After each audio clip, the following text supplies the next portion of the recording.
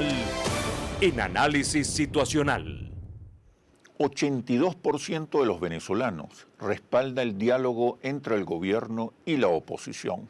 87% está de acuerdo con la mediación del Vaticano. 58% cree que la prioridad del diálogo debe ser la solución de los problemas económicos del país.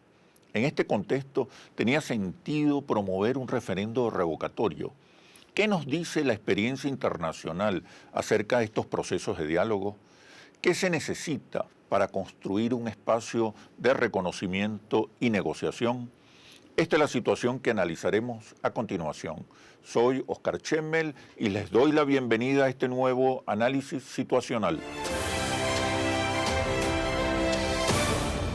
Hoy nos acompaña Eduardo Fernández, abogado, máster en Derecho Económico en Holanda y máster en Ciencias Políticas en Estados Unidos, director del IFEDET, autor del libro Aquí y Ahora, una obra que plantea la necesidad de impulsar una política educativa masiva para construir una nación. Bienvenido, Eduardo. Muchas gracias, don Oscar. Muy honrado de estar aquí y muy agradecido por la invitación. Gracias a ti, Eduardo. Era necesario convocar un proceso revocatorio, un referendo revocatorio. Lo que yo creo que es muy necesario y está muy ausente en la política venezolana es convocar al diálogo. La política, Oscar, es diálogo. Hasta para convocar el revocatorio, si es que se iba a convocar el revocatorio, era conveniente dialogar. Porque la política es diálogo. Cuando no hay diálogo, no hay política. Y cuando no hay política, hay guerra. Esa guerra puede ser verbal inicialmente, después se puede convertir en una guerra material, en una guerra...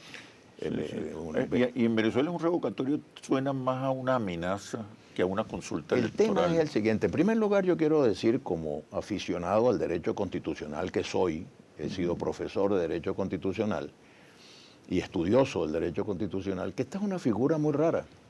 En la historia constitucional de Venezuela no existió nunca el referéndum revocatorio. Y creo que en ninguna parte del mundo existe el referéndum revocatorio. Lo que pasa es que los constituyentes de 1998 cometieron entre otros, o 99, cometieron entre otros errores, aprobar para Venezuela un periodo constitucional muy largo, 6 años, y reelección indefinida, reelección inmediata y reelección indefinida. En México, por ejemplo, tienen un periodo constitucional largo, el presidente dura 6 años su periodo, pero una vez que terminó su periodo, ese señor desaparece de la faz de la tierra, no se presenta más como candidato. En Estados Unidos tienen periodo corto y una elección en la mitad, que es una especie de referéndum, porque el gobernante gobierna su primer periodo, puede ser reelecto por un periodo constitucional nada más.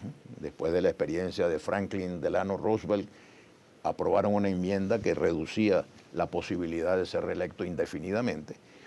Y entonces el pueblo se expresa a los 4 años. Pero aquí tenemos 6 años, que es un periodo muy largo, y la reelección inmediata. ¿Qué es lo conveniente para el país en este momento? Mira, yo creo que hay que apelar al único árbitro que puede ayudarnos en este caso, que es el pueblo. Por eso, el referéndum podía haber sido una solución, sobre todo si era negociado y era convenido. Parece embuste que pudiera ser convenido, pero podría serlo. En la eventualidad, en la hipótesis de que no se produzca el referéndum, hay otras alternativas. Se podría formar perfectamente un nuevo gobierno liderizado por el actual presidente de la República o por un nuevo presidente que se eligiera constitucionalmente por la vía de designar un vicepresidente aceptable para todas las partes, que fuera elegido presidente por la renuncia del presidente de la República y que organizara un gobierno nuevo que pudiera atacar los problemas fundamentales del país, que son problemas económicos y sociales. Pero también hay hay muchas hipótesis que se podrían poner sobre la mesa del diálogo, como por ejemplo adelantar las elecciones generales, tener en el año 2017 unas elecciones adelantadas en donde se eligiera todo. Presidente de la República, como se hacía antes, presidente de la República, Asamblea Nacional, gobernadores de Estado, alcaldes, en una sola macroelección. Estas cosas tienen antecedentes en la historia venezolana y voy a nombrar 3.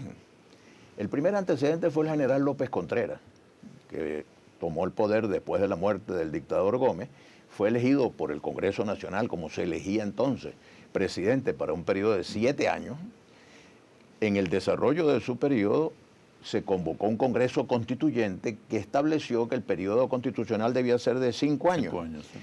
Y los congresantes se tomaron el cuidado de decir, esto no es aplicable al general López. Sin embargo, el general López dijo, si el Congreso piensa que el periodo debe ser 5 años, yo me voy a cumplir los 5 años. Y se fue. Se recortó el periodo del general López. Después, a Luis Herrera le recortaron su periodo 2 meses, porque Luis Herrera había tomado posesión 2 de marzo y el Congreso modificó la Constitución para que la toma de posesión fuera el 23 de enero y le recortaron 2 meses a Luis Herrera y Luis Herrera convino. Y hay otro caso que la gente no repara, que es Hugo Chávez. Hugo Chávez fue elegido en 1998 por un periodo de 5 años. Hubo una constituyente, la constituyente convocó unas nuevas elecciones presidenciales. En el año 2000, sí. Entonces yo lo que creo es que debería convocarse concertadamente un proceso electoral.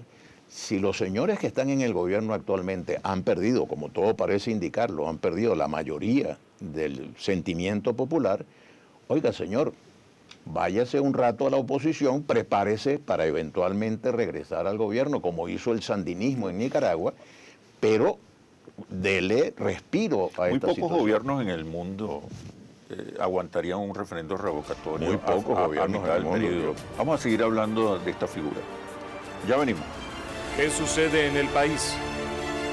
Tendencias del acontecer nacional en Análisis Situacional.